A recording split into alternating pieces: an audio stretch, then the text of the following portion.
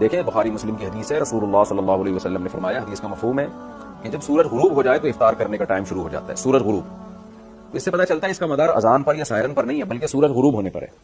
اب سورج غروب ہونے کا کیسے پتہ چلے گا؟ یا تو آپ اپنے مکان کی چھت پہ کھڑے ہو کر دیکھیں کہ بھئی سورج غروب ہو رہا ہے کہ نہیں ہو رہا. 100% جب یقین ہو جائے کہ غروب ہو چکا ہے، شک ہو پھر نہیں، یقین ہو کہ غروب ہو گیا تو آپ افطار کر لیں. اور ایک طریقہ یہ ہوتا ہے کہ اس تکلف کے بجائے آج کل نقشے ملتے ہیں، گوگل پہ بھی پتہ چل جاتا ہے کہ آپ جس علاقے میں ہیں وہاں غروب آفتاب کا ٹائم کیا ہے، سورج غروب ہونے کا ٹائم کیا ہے.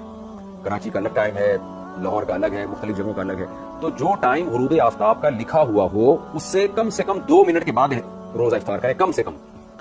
وجہ اس کی یہ ہے کہ یہ جو ٹائم نقشوں میں لکھا ہوتا ہے یہ 100% یقینی نہیں ہوتا. خوب سمجھ لیں، جب جیسے لکھا ہے نا، فار ایگزامپل کراچی میں آج کا ٹائم جو لکھا ہوا ہے وہ ہے 6:50 فار ایگزامپل، شاید 51 ہو یا 49 ہو، مجھے پوری طرح یاد نہیں ہے. 6:50 لکھا ہوا ہے تو آخری درجے کی احتیاط یہ ہے کہ 6:52 پہ یعنی 50 لکھا ہوا ہے تو 52 پہ آپ افطار کریں، کیونکہ 6:50 کی اس میں 100% کیلکولیشن صحیح نہیں ہوتی ہے. بعض دفعہ 1 منٹ بعد سورج غروب ہو رہا ہوتا ہے، تو آپ 2 منٹ کی کم سے کم، بعض علماء تو کہتے ہیں 3 منٹ احتیاط، لیکن چلیں آپ 2 منٹ کی احتیاط کر لیں. میں تو ویسے 3 منٹ کرتا ہوں. 6:50 اگر لکھا ہے تو 6:53 پہ افطار کرتا ہوں میں، یعنی 2 منٹ بھی احتیاط جبھی ہوگی نا جب 53 پہ آپ کریں گے. 50 لکھا ہوا ہے تو آپ 53 پہ افطار کریں اور آپ کی گھڑی بھی صحیح ہو.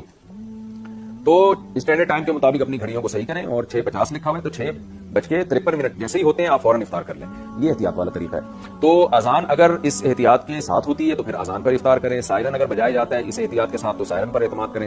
لیکن آج کل میں نے دیکھا ہے لوگ احتیاط نہیں کرتے، اذانیں ٹائم سے پہلے بھی بعض مسجدوں میں دے دی جاتی ہیں. بعض لوگوں کا مسلک یہ ہے کہ سورج ابھی پورا غروب نہیں ہو تو بھی روزہ افطار جائز ہے، تو اپنے مسلک کو سارے سب پہ تھوپ دیتے ہیں وہ اور اذان دے دیتے ہیں پہلے. لوگوں کے روزے خراب ہو جاتے ہیں اس سے، لوگ سمجھتے ہیں کہ افطار کا ٹائم ہو گیا ہے. تو اگر آپ کو اپنی مسجد کے مؤذن پر اعتماد ہے، اس کو بتایا ہوا ہے آپ نے اور آپ اس پر اعتماد کرتے ہیں اور اس کو یہ سارے مسائل معلوم ہیں، اس کو پتا ہے 6:50 اگر لکھا ہے تو 53 ہوتے ہی اذان دینی ہے، تو پھر تو آپ اذان پر افطار کریں. لیکن مؤذن کا پتہ نہیں ہوتا، بعض دفعہ وہ جلدی دے دیتے ہیں، بعض دفعہ ٹائم ہو جاتا ہے پھر بہت بعد میں جا کے دے رہے ہوتے ہیں. تو اس لیے بہتر طریقہ یہی ہے کہ آج کل تو موبائل میں اپلیکیشن ڈاؤن لوڈ ہو جاتی ہیں، اس میں سحر و افطار کے ٹائم لکھے ہوئے ہوتے ہیں، تو گھر میں کوئی کیلنڈر لے کے لگا لیں اور اس کے مطابق افطار کیا کریں.